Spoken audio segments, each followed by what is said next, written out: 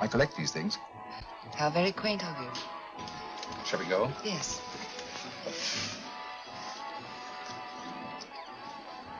Would you like to come to my flat for a nightcap?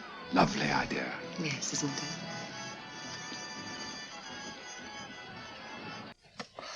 Charming. Did you see her face? How unenterprising of you. Yes, wasn't it? Afraid I'm getting a little older. I shouldn't say so. That's nice of you. Still, the first time in my life, I've got hold of a case that's beyond me. I'm actually losing sleep over it. You know, Mr. Holmes, I believe I could help you. Really? I should be very grateful. You're amused. I've used hypnotism more than once in healing. Not for profit. I'm not a professional. But I do think I could help you. If you'd care to...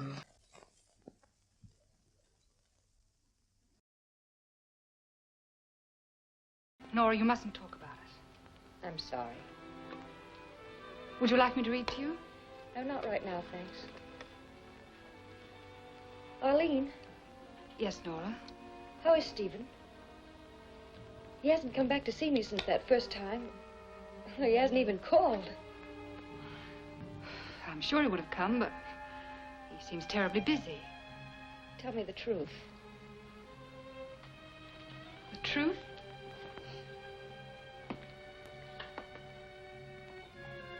You don't have to protect me any longer. I've got to know.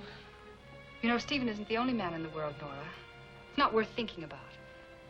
Maybe you were lucky to find out in time. Is there somebody else? I don't even speak to him now. Why, let me see. The whole project was put off until, well, I don't know. There was something about Patton. Apparently you knew Nora even better than I did, and yet I don't think she ever mentioned your name. Oh, that's strange. Nora wrote me a great deal about you. And Dr. Lindstrom. Even little things like a blue velvet dress that she used to wear with a lace bodice. Oh, I remember that. Whatever happened to it? Oh, I gave it away months ago. Stephen, doesn't Jane remind you of someone? Oh, you mean Nora? We were always taken for sisters. In college, we majored in chemistry together. In fact, that's the reason I came down here to New York, to see if I couldn't get a job as a laboratory technician. Well, that's wonderful. If you're anywhere as good as Nora was, why, you can start in the morning. Stephen.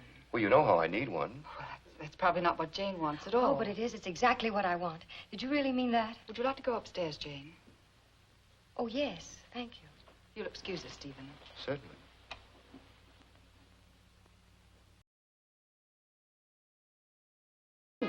Just be your own sweet selves.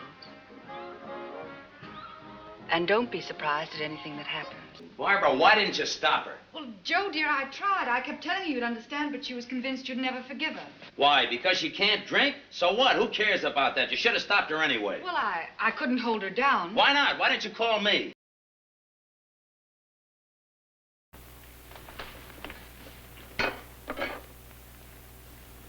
Let me get this straight. What's your racket? Racket? I have no racket. Then why did you marry him? You mean that Edgar hasn't told you? Edgar isn't in any shape to tell anybody anything. Miss Mallory, all I want to do is to stay in this country. And if I have an American husband, even for a little while, I can do so. So I offer Edgar $5,000 if he will lend me his name. Is that true? Parole d'honneur. And you're not in love with him? Of course I am not.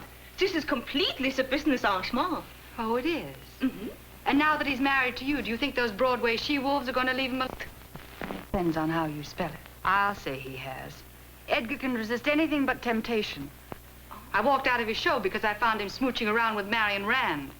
And who's Marion Rand? And this is bad to smooch? Nary a smooch with anybody? I'll tell you what. Edgar has a show called Lady It's Love that he wants me to do with him. Understand the psychology of this girl. I understand enough to know that unless you write it the way I want it, I won't. Still staring, huh? What's a beef? Miss Mallory objects to my dialogue. What dialogue? Here. I don't like anything. Would you mind telling me who these characters are? Sure. Trick us, Topsy. Pheasant under glass. Cherry's Jubilee. Hurry it up, will you please, Leon? Very well, sir. Thank you. Where's your fun face tonight, Ty? You're as gloomy as rainy weather. Oh, I was just thinking. Well, if it's as unpleasant as that, it can't be another woman. As a matter of fact, it is. Oh, my secretary. You know, the amnesia thing. Oh, I imagine it must be difficult for you. Capable help is hard to get. What's not that? You know how it is when two people have worked together. I'm worried. Should I be? Man, don't be ridiculous. She's ill. She's lost her memory. And anyway, I have a moral obligation. All right, tuck your eyes back in and tell me who she is. My secretary. Oh, I'm beginning to understand your moral obligation.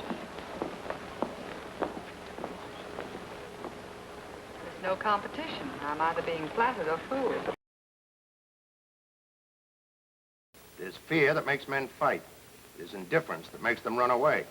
Fear is the mainspring of war. What's he got to do with it? You're the one that's taking me. Miss Peabody, I want you to meet Wally Blake and Harvey Cushman of the Chronicle. Hello. Howdy do, Susan. As fine a pair of jackals as ever slit a cub reporter's throat. Oh, now, you don't want to pay any attention to Lorelei, Miss Peabody. Or a couple of worms, sure, but as long as you don't try to step on us, why... But he seemed much better when I'd left. Larry, old boy, if I'd have known it would get you a girl like her, I'd have died and haunted you years ago. Did she tell you that we've decided not to wait? Thank you. Thanks. When I say that I'm crazy about her, please don't misunderstand me. May I get you a drink? No, thank you, darling. How about one for his nibs? No, he gave up drinking last week. And it's about time. George, where are you off to on this next trip? How would you like to make it a double honeymoon? Terry and I are going to the West Indies. Oh, don't look so worried, Terry. If you're going to be an explorer's wife, you'll have to get used to picking up and leaving on a moment's notice. Well, you can relax. I found somebody myself this morning. Hello, Diana. Harry, some tea for Mr. Johnson. And plenty of sugar. Wonderful day we're having. You're looking marvelous yourself. You're in fine spirits. I have all the reasons in the world to be. I finally persuaded Stanley to draw the map. Oh, well, may I see it? I also made some very interesting discoveries. Aside from the orangutan, there are far more important things to be found in that particular territory. Really? Yeah. They're applauding the hussy. Some inspiration, if I may say so without getting my face slapped. It's a wonder the guy didn't write a new wedding march. Recalling parting kisses last night at the door. And after that? That depends on Dan. Well, I expect to write more songs. That will depend, of course, on my inspiration. Don't worry, darling. I'll do my best to inspire you. Well, are you going to take that without a struggle? No. I'm going to fight for Dan. I'm going to fight hard. So you think I'm a sucker for not taking Webster's offer? Uh-huh. Of course, that's only one girl's opinion. I was hoping you might be interested in a nice, honest plumber. I am, slightly. Or else I wouldn't be here. But, just slightly. Up to now. What's your angle in this wrestling setup? Yeah, about you. But not about a career as a wrestler. My ears are pretty. Why should I grow a crop of cauliflower on them? I get your point. Plumbing must be a fascinating career. Imagine you get a big thrill out of crawling under houses and finding your way through a lot of dirt to get at some old, rusty pipes. Who have you been under a house with lately? You know you love it. Well, I guess I am a credit to the game at that. The stable of characters that Webster has, how can I miss being a stand-up? Now, the way I've been packing him in, he ought to be paying me more dough. I'm going to talk to him about that. How'd you like to take a friendly tip from a girl who'd like to see you keep on doing all right? Well, let's have it. Learn to crawl before you try to walk. Charlie's given you one raise already. Sure, he's paying me $500 a week for bringing in 10,000 or more at the box office. What kind of a deal do you call that? This ain't no life for an athlete, Miss Woodbury. What's wrong with it? I'll see you early tonight. I'll fold up this tough guy in a couple of minutes. Come on, trainer. I'll be waiting. Red, turn it off. If he knew what you know, Charlie, he could make a prediction. Yeah. Do you think you're smart in using that old routine? What do you want me to do? Send Red in the ring with a knife in his hand?